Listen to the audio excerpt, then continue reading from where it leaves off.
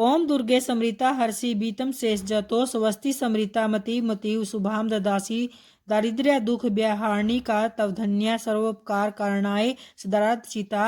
हे माँ दुर्गे, आप समरण करने पर संसार के तमाम प्राणियों का भय दुख हर लेती हो और शांचित से चिंतन करने पर परम कल्याणमयी बुद्धि प्रदान करती हो।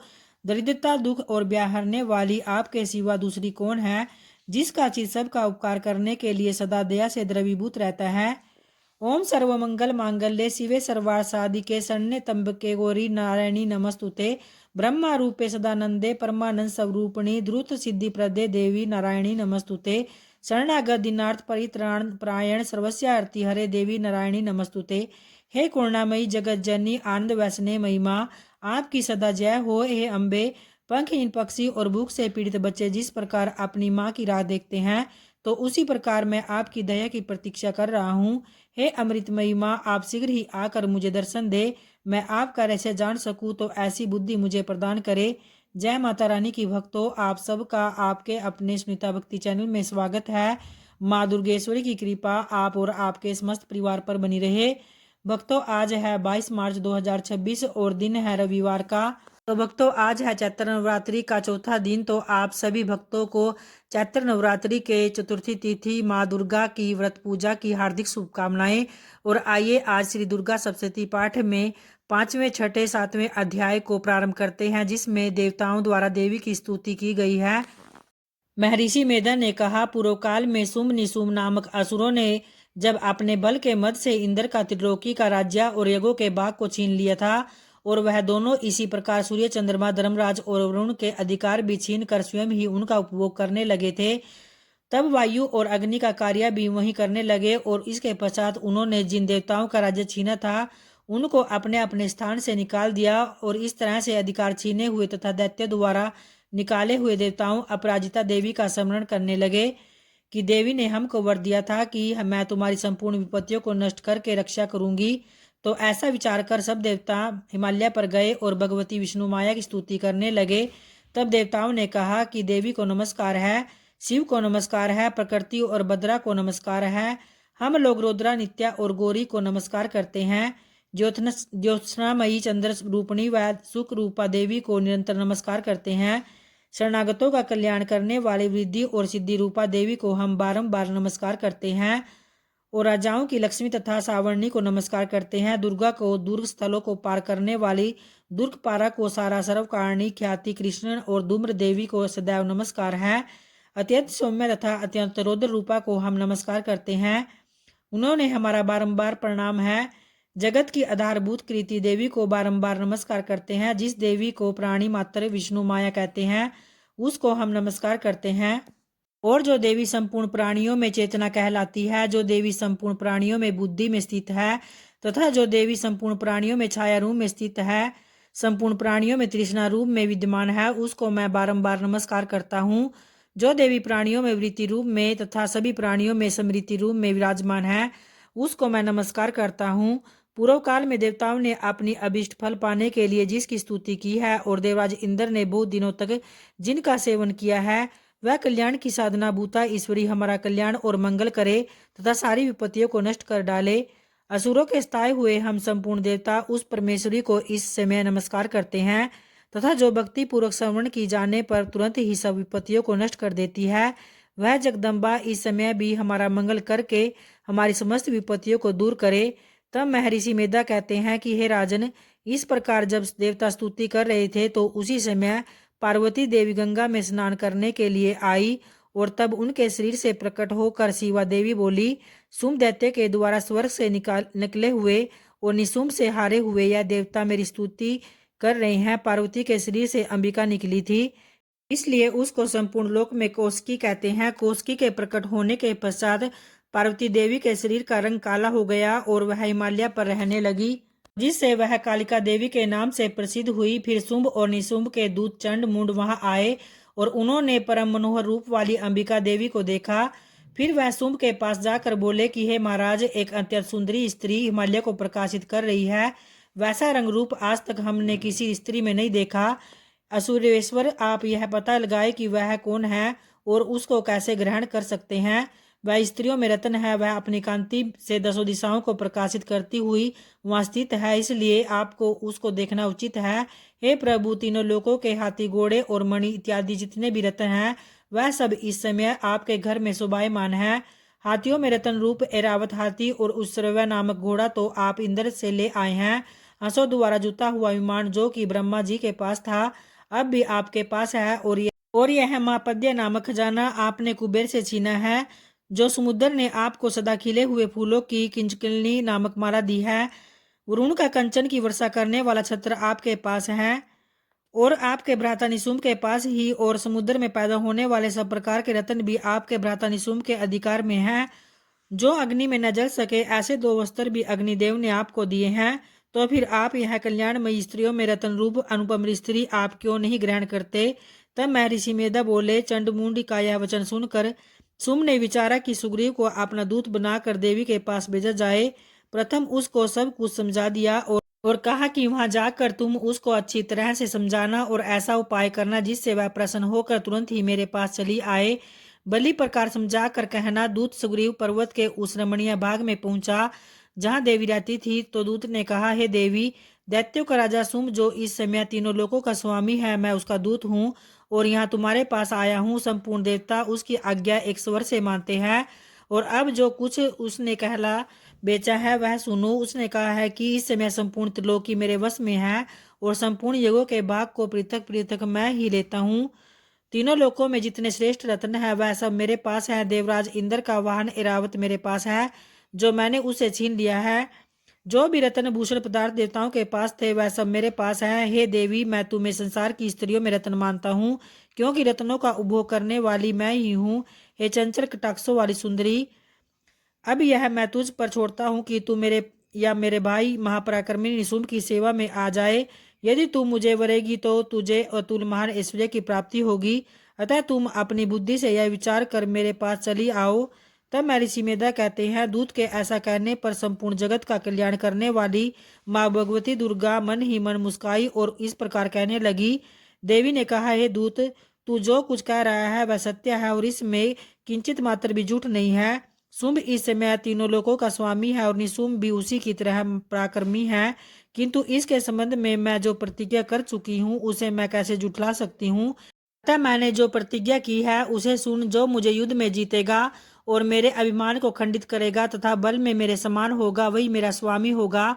इसलिए शुंभ अथवा महापराक्रमी निशुंभ यहाँ आए और युद्ध में जीत कर मुझसे विवाह कर ले।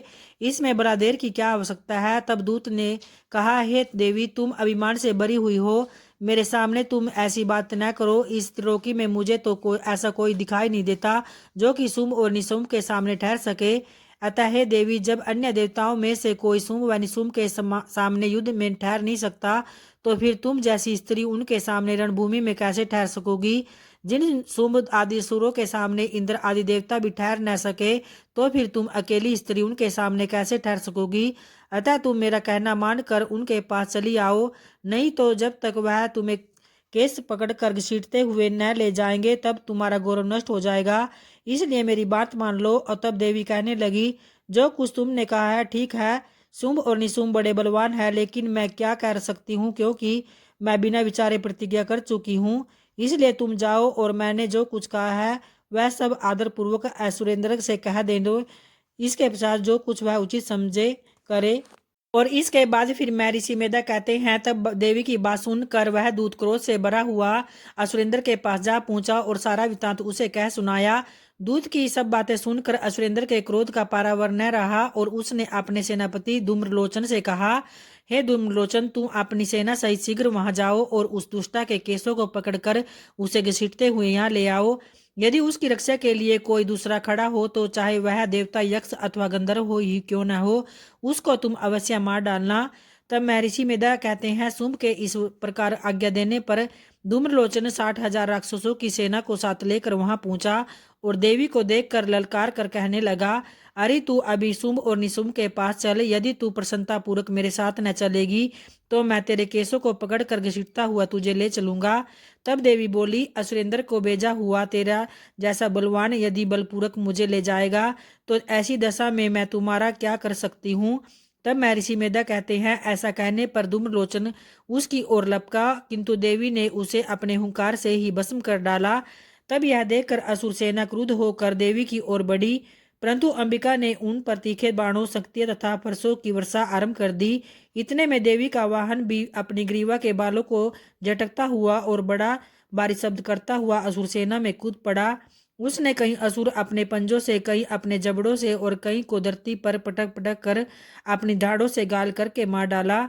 उसने कई असुरों के अपने नखों से पेट फाड़ डाले और कई असुरों का तो केवल थप्पड़ मार कर ही सिर धड़ से अलग कर दिया और कई असुरों की भुजाएं और सिर तोड़ डाले। और गर्दन के बालों को हिलाते हुए उसने कई असुरों को पकड़कर उनके पेट फाड़ कर उनका रक्त पी डाला। तो इस प्रकार देवी के उस महाबलवान सिंह ने रणभंगुर में असुर सेना को समाप्त कर दिया। शुंभ ने जब यह सुना कि देवी ने धूम्रलोचन असुर को मार डाला है और उसके सिंह ने सारी सेना का संहार कर डाला है, तब उसको बड़ा क्रोध आया और उसके मारे क्रोध के होठ फड़कने लगे। और उसने चंड तथा मुंड नामक महाअसुरों को आज्ञा दी कि हे चंड, एह मुंड, तुम अपने साथ बड़ी सेना साथ लेकर वहां जाओ और उस देवी के बाल पकड़कर उसे बांधकर तुरंत यहाँ ले आओ। यदि उसको यहाँ लाने में किसी प्रकार का संदेह हो तो अपनी सेना सहित उसे लड़ते हुए उसको मार डालो, और जब वह दुष्टा और उसका सिंह दोनों मारे जावें तब भी उसको बांध कर यहाँ ले आना। तब महर्षि मेधा कहते हैं, दैत्यराज की आज्ञा पाकर चंड और मुंड चतुरंगनी सेना को साथ लेकर हथियार उठाए हुए देवी से लड़ने के लिए चल दिए। और हिमालय पर्वत पर पहुंचकर उन्होंने मुस्कुराती हुई देवी को सिंह पर बैठी हुई जब देखा, तब ससुर उनको पकड़ने के लिए तलवारें लेकर उनकी ओर बढ़े। तब अंबिका को उन पर बड़ा क्रोध आया और मारे क्रोध के उनका मुख काला पड़ गया और तब उनकी भ्रुकुटियां चढ़ गई और उनके ललाट में से अत्यंत भयंकर तथा अत्यंत विस्तृत मुख वाली लाल आंखों वाली काली प्रकट हुई, जो कि अपने हाथों में तलवार और पास लिए हुए थी। वह विचित्र खड्ग धारण किए हुए थी तथा चीते के चर्म की साड़ी और नरमुंडों की माला पहन रखी थी। उसका मांस सूखा हुआ था और उसके शरीर केवल हड्डियों का ढांचा था, जो भयंकर सब दिशाओं को पूर्ण कर रही थी। वह असुर सेना पर टूट पड़ी और दैत्यों को भक्षण करने लगी। वह पसर वृक्ष को अंकुशधारी महावतों, हाथियों सवार योद्धाओं और घंटा सहित हाथियों को एक हाथ से पकड़ पकड़ कर अपने मुख में डाल रही थी। और इसी प्रकार वह घोड़ों, रथों, सारथियों व रथों में बैठे हुए सैनिकों को मुंह में डालकर भयानक रूप से चबा रही थी। किसी के केस पकड़कर, किसी की गर्दन पकड़कर और किसी को दैत्य के छोड़े हुए बड़े बड़े अस्त्र शस्त्रों को मुख में पकड़कर और क्रोध में भरकर उनको दांतों से पीस रही थी। उसने कई बड़े बड़े असुर भक्षण कर डाले, कितने को ड्रोन डाला और कितनी की मारकर उसे भगाकर कितने को उसने तलवार से मार डाला, कितनों को अपने दांतों से समाप्त कर दिया। तो इस प्रकार से देवी क्षण भर में ही संपूर्ण दैत्य सेना को नष्ट कर डालती है। यह देखकर महापराक्रमी चंड काली देवी की ओर लपका और मुंड ने भी देवी पर अपने भयानक बाणों की वर्षा आरंभ कर दी और अपने हजारों चक्कर उस पर छोड़े। उस समय वह चमकते हुए बाण व चक्कर देवी के मुख में प्रविष्ट हुए तो इस प्रकार दिख रहे थे जैसे मानो वह भूत से सूर्य मेघों की घटा में प्रविष्ट हो रही हो। इसके पश्चात भयंकर शब्द के साथ काली ने अत्यंत जोश में भरकर विकट अट्टहास किया और उसका भयंकर मुख देखा नहीं जा रहा था, तो उसके मुख में श्वेत दांतों की पंक्ति चमक रही थी। फिर उसने तलवार लेकर ऊंच शब्द कर चंड के ऊपर आक्रमण कर दिया और उसके केस पकड़कर उसका सिर काट डाला। उसके बाद चंड और मुंड को मरा हुआ देखकर उसकी बाकी बची हुई सेना वहां से भाग खड़ी हुई। इसके बाद कालीचंड और मुंड के कटे हुए सिरों को लेकर चंडिका के पास जब गई और प्रचंड अट्टहास के साथ कहने लगी कि हे देवी, चंड और मुंड दो महादैत्यों को मारकर तुम्हारी भेंट कर दिया है। अब शुंभ और निशुंभ का तुमको स्वयं वध करना होगा। तब महर्षि मेधा कहते हैं, वहां लाए हुए चंड और मुंड के सिरों को देखकर कल्याणमयी चंडी ने काली से मधुरवाणी में कहा कि हे देवी, तुम चूंकि चंड और मुंड को मेरे पास लेकर आई हो, अतः संसार में चामुंडा के नाम से तुम्हारी ख्याति होगी। तो अब महर्षि मेधा ने कहा, चंड और मुंड नामक असुरों के मारे जाने से और बहुत सी सेना के नष्ट हो जाने से असुरों के राजा प्रतापी शुंभ ने क्रोध युक्त होकर अपनी संपूर्ण सेना को युद्ध के लिए तैयार होने की आज्ञा दी। और उसने कहा, अब उदयुद्ध नामक 86 असुर सेनापति अपनी सेनाओं के साथ युद्ध के लिए जाएं और कंबू नामक 84 सेनापति भी युद्ध के लिए जाएं और कोटि वीर्य नामक 50 सेनापति और धूम्रकुल नाम के 100 सेनापति प्रस्थान करे। इस प्रकार से असुरों के स्वामी शुंभ इस प्रकार आज्ञा देकर बहुत बड़ी सेना के साथ युद्ध के लिए चला गया और उसकी सेना को अपनी ओर आता देखकर चंडिका ने अपनी धनुष की टंकार से पृथ्वी और आकाश के बीच का भाग बुझा दिया कि हे राजन। इसके पश्चात देवी के सिंह ने दहाड़ना आरंभ कर दिया और अंबिका के घंटे के शब्दों ने उस ध्वनि को और भी बढ़ा दिया।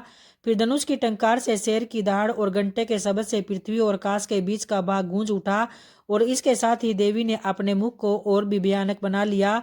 ऐसे भयंकर शब्द को सुनकर राक्षसी सेना ने देवी तथा सिंह को चारों ओर से घेर लिया कि हे राजन, उस समय दैत्यों के नाश के लिए और देवताओं के हित के लिए ब्रह्मा, शिव, कार्तिकेय, विष्णु तथा इंद्र आदि देवी की शक्तियां जो अत्यंत पराक्रम और बल से संपन्न थी उनके शरीर से निकलकर उसी रूम में चंडिका देवी के पास गई। जीव देवता का जैसा रूप था, जैसे आभूषण थे वैसा वाहन था, वैसा ही रूप, आभूषण और वाहन लेकर उन देवताओं की शक्तियां दैत्यों से युद्ध करने के लिए आई। और फिर इसके पश्चात इन देव शक्तियों से घिरे हुए भगवान शंकर ने चंडिका से कहा कि मेरी प्रसन्नता के लिए तुम शीघ्र ही इन असुरों को मारो। इसके पश्चात देवी के शरीर में से अत्यंत उग्र रूप वाली और सैकड़ों गिदड़ियों के समान आवाज करने वाली चंडिका शक्ति प्रकट हुई। उस अपराजिता देवी ने धूमिल जटा वाले भगवान श्री शंकर जी से कहा कि हे प्रभु, आप मेरी ओर से दूत बनकर शुंभ और निशुंभ के पास जाइए और उन अत्यंत गर्वीले दैत्यों से कहिए तथा उनके अतिरिक्त और जो भी दैत्य महायुद्ध के लिए उपस्थित हो उनसे भी कहिए, जो तुम्हें अपने जीवित रहने की इच्छा हो तो त्रिलोकी का राज्य इंद्र को दे दो, देवताओं को उनका भाग मिलना आरंभ हो जाए और तुम पताल को लौट जाओ। किंतु यदि बल के गर्व से तुम्हारी लड़ने की इच्छा हो तो फिर आ जाओ, तुम्हारे मान से मेरी योग्यतित होंगी। चूंकि उस देवी ने भगवान शंकर को दूत के कार्य में नियुक्त किया था, इसलिए वह संसार में शिवदूती के नाम से विख्यात हुई और भगवान शंकर से देवी का संदेश पाकर उन दैत्यों के क्रोध का कोई आर पार न रहा और वह जिस स्थान पर देवी विराजमान थी वहां पहुंचे और जाने के साथ ही उस पर बाणों और शक्तियों की वर्षा करने लगे। तो इस तरह से भक्तों, आज के चैत्र नवरात्रि के चौथे दिन के श्री दुर्गा सप्तशती के पाठ के अध्याय यहीं संपन्न होते हैं। और आइए अब माँ का ध्यान करते हुए उनकी आरती का श्रवण करते हैं। अम्बे तू है जगदम्बे काली, जय दुर्गे खप्पर वाली, तेरे ही गुण गावे भारती। ओ मैया हम सब उतारे तेरी आरती, तेरे भक्त जनों पर मैया भीड़ पड़ी है बारी। दानव दल पर टूट पड़ो माँ करके सिंह सवारी, सो सिंहों से बलशाली, अष्टभुजाओं वाली, दुष्टों को तू ही ललकारती। ओ मैया हम सब उतारे तेरी आरती। माँ बेटे का है इस जग में बड़ा ही निर्मल नाता, पूतक पूत सुने हैं पर ना माता, सुनी कुमाता सब पे करुणा बरसाने वाली, अमृत बरसाने वाली, दुखियों के दुखड़े निवारती। ओ मैया हम सब उतारे तेरी आरती। नहीं मांगते धन और दौलत न चांदी न सोना, हम तो मांगे तेरे चरणों में छोटा सा एक कोना। सबकी बिगड़ी बनाने वाली, लाज बचाने वाली, सतियों के सत को संवारती। ओ मैया हम सब उतारे तेरी आरती। चरण शरण में खड़े तुम्हारी ले पूजा की थाली, वरद हस्त सर पर रख दो माँ संकट हरने वाली। माँ भर दो भक्ति रस की प्याली, अष्टभुजाओं वाली, भक्तों के कारज तू ही सारती। ओ मैया हम सब उतारे तेरी आरती। ओ मैया हम सब उतारे तेरी आरती। जय माता रानी की। धन्यवाद भक्तों।